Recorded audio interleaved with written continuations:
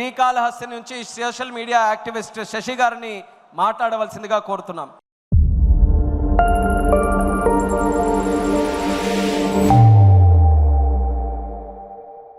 అందరికీ నమస్కారం. వేదికను అలంకరించిన పెద్దలకు ప్రతి ఒక్కరికి నా యొక్క హృదయపూర్వక నమస్కారములు. ఈ రోజు కడప చూస్తుంటే ఒక పసుపు మయమైంది.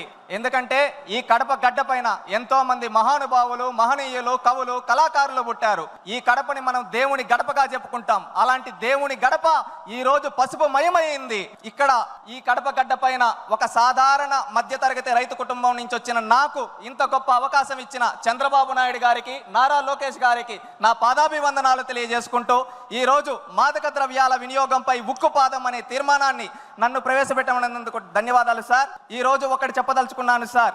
ఏంటంటే మనం ఒకప్పుడు డ్రగ్స్ అంటే, అదే విధంగా గంజాయి అంటే ఎక్కడ వినేవాళ్ళం? సినిమాల్లో చూసేవాళ్ళం. 2019కి ముందు ఎక్కడంటే ఏమన్నా డ్రగ్స్ ఎక్కడంటే ఇంటర్నేషనల్ మాఫియాలు చేస్తాయంట, ఈ విధంగా ఉంటుందా అని మనం సినిమాల్లో మాత్రమే చూసేవాళ్ళం. కానీ గత పాలకుల యొక్క నిర్లక్ష్యం వల్ల అది మన జిల్లాలు దాటి, నియోజకవర్గాలు దాటి మన గడప దాకా వచ్చింది.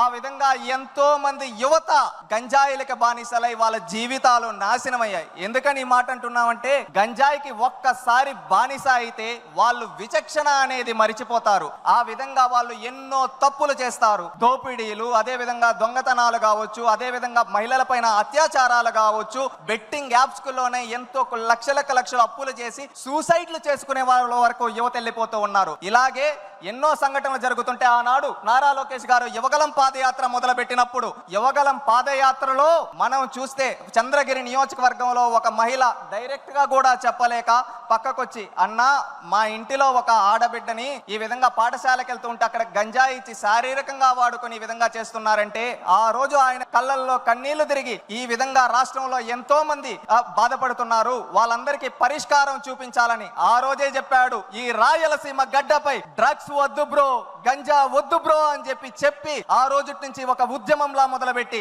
ఆ రోజు ఎవరన్నా గంజాయికి డ్రగ్స్ కి బానిసలై ఉంటే వాళ్ళ తల్లిదండ్రులు వచ్చి ఆయనతో చెబితే అలాంటి వాళ్ళని తీసుకొని వచ్చి రీహాబిలేషన్ సెంటర్లో పెట్టి వాళ్ళని ఆదుకున్నాడు. ప్రభుత్వం ఏర్పడిన తర్వాత ఉక్కు పాదం మోపాడు. ఏ విధంగా అంటే, మనం ఒక్కసారి చూసుకుంటే ప్రభుత్వం ఏర్పడిన వారం రోజుల్లోనే ఎక్కడెక్కడ డ్రగ్స్ ఉన్నాయో ఆ ప్రాంతాలన్నిటినీ ఏరి పారేశారు. అదే విధంగా ఒకప్పుడు 11,000 ఎకరాలలో గంజాయి పండిస్తుంటే ఆ గంజాయిని మొత్తాన్ని రూపుమాపి అక్కడ గిరిజనుల్ని మార్చి అక్కడ అరకు కాఫీ వేసే విధంగా తయారు చేశారు మన నాయకుడు. గత పాలకులు అక్కడ ఏం చేసేవాళ్ళు? అమాయకులైన గిరిజనులను వాడుకొని ఏం చేసేవాళ్ళు? గంజాయి పండించేవాళ్ళు. కానీ నేడు మన నాయకుడు అదే వాళ్ళ చేత అరకు కాఫీ పండించి ప్రపంచ కుబేరుడు వరకు ఆ అరకు కాఫీని అందించి మన గిరిజనుల ఖ్యాతిని ప్రపంచానికి చాటాడు మన నాయకుడు. అదే విధంగా లోకేష్ గారు, ఇది మనం చూసాం, పల్లె వరకు వెళ్ళింది. దీన్ని రూపుమాపాలి. అది రూపుమాపాలంటే మళ్ళీ గ్రౌండ్ లెవెల్ నుంచే చేయాలని ప్రతి పాఠశాలలో ఈగల్ టీంలు ఏర్పాటు చేసి ఎక్కడికక్కడ దీన్ని రూపుమాపడానికి చర్యలు తీసుకుంటూ నిరంతరం పర్యవేక్షిస్తూ ఉన్నారు. ఈ విధంగా పర్యవేక్షిస్తూ గంజాయి రహిత ఆంధ్రప్రదేశ్ గా గత సంవత్సరం రోజులో మార్చడం జరిగింది. ఇదే విధంగా నేను ఒక్కటి చెప్పదలుచుకున్నాను. డ్రగ్స్ గురించి, గంజాయి గురించి నేను ఒక యువకుడుగా నేను ఎన్నో చూశాను. నా మిత్రులు కావచ్చు, నాకు తెలిసిన వాళ్ళు కావచ్చు, ఎంతో మంది డ్రగ్స్ కి, గంజాయికి బానిసలై వాళ్ళ జీవితాలు నాశనం అయిపోతుంటే కళ్ళల్లో నీళ్లు తిరిగేటివి. ఎందుకంటే వాళ్ళకి ఎందుకు ఇలా చేస్తారంటే, ఏముందరా ఇంకా జాబులు ఏముండాయి, ఏం చేస్తాం, ఇదేదో వేసుకుంటే కొంచెం రిలీఫ్ వస్తుందంట అని చెప్పి చెబుతూ ఉండేవాళ్ళు. అవి చూసినప్పుడు బాధ, ఆ ఆవేదన. దానికి పరిష్కారం ఎలా అంటే, ఆ రోజు చంద్రబాబు నాయుడు గారు చెప్పడం జరిగింది, లోకేష్ గారు చెప్పడం జరిగింది, మేము వస్తాం, స్కిల్ డెవలప్మెంట్ ట్రైనింగ్ ఇస్తాం, యువతకు ఉద్యోగాలు ఇస్తాం, ప్రతి ఒక్కరికి 20 లక్షల ఉద్యోగాలు యువగలం ద్వారా ఇస్తామని చెప్పి ఆ లక్ష్యానికి కట్టుబడి వచ్చిన వెంటనే మెగా డిఎస్సి పైన నోటిఫికేషన్ కావచ్చు, ఆ తర్వాత అనేక కంపెనీల్ని ఆర్సిలర్ మిట్టల్ కావచ్చు, గూగుల్ కావచ్చు, టీసీఎస్ కావచ్చు, మొన్న ఎల్జీ కావచ్చు, రిన్యూవబుల్ ఎనర్జీ కావచ్చు, రిలయన్స్ బయో ప్లాంట్స్ కావచ్చు, ఈ విధంగా ఎన్నో తీసుకొని వచ్చి యువత బానిసలవాల్సింది డ్రగ్స్ కాదు, యువత వాళ్ళ లక్ష్యాల వైపు వెళ్ళాలి అని చెప్పారు. ఎందుకంటే మన దేశంలో అత్యున్నతంగా యువత ఉన్నారు. యువత తలుచుకుంటే ఏదైనా చేయగలుగుతారు, ఏదైనా సాధించగలుగుతారు. ఎందుకంటే యువత దేశానికి వెన్నెముక్క, రాష్ట్రానికి వెన్నెముక్క. అలాంటి యువత ఏదైనా చేయగలుగుతారు. ఎందుకంటే ఇది నేను ఒక చెప్తున్నా అంటే, ఒకటి 1990 రోజులు గుర్తుకొస్తున్నాయి. ఆనాడు పల్లెల్లో ఏంటంటే ఎవరైనా కానీ పల్లెల్లో పనులు చేసుకుంటామనే రోజుల్లో ఇక్కడ ఉండే యువత పనులు చేసుకుంటే ఇక్కడే మిగిలిపోతారు, వాళ్ళు చదువుకోగలిగితే వాళ్ళు ప్రపంచ నలుమూలలకు వెళ్తారని ఆ రోజు మనం చూస్తే బడి పిలుస్తుంది ప్రోగ్రాం కావచ్చు, చదువుల పండుగ ప్రోగ్రాం కావచ్చు, ఇలాంటి ప్రోగ్రాములు పెట్టి ఎంతో మంది బడుగు బలహీన వర్గాల వ్యక్తులను తీసుకొని వచ్చి అత్యున్నత స్థాయిలో ఈరోజు కూర్చోబెట్టే వాళ్ళ చదువు వల్ల మాత్రమే అది సాధ్యపడింది. ఆ తర్వాత నేడు కూడా 2019 నుంచి 24 వరకు అలాంటి పరిస్థితులే.